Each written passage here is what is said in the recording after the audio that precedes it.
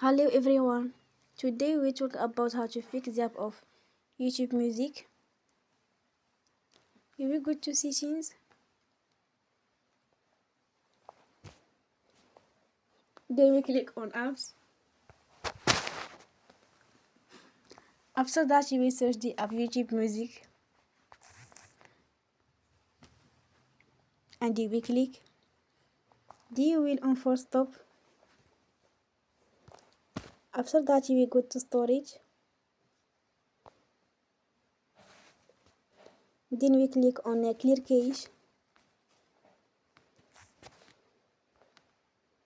In the end, you will turn off your Wi-Fi and you will turn again. Don't forget to support us by like and subscribe. See you next time and thank you for watching.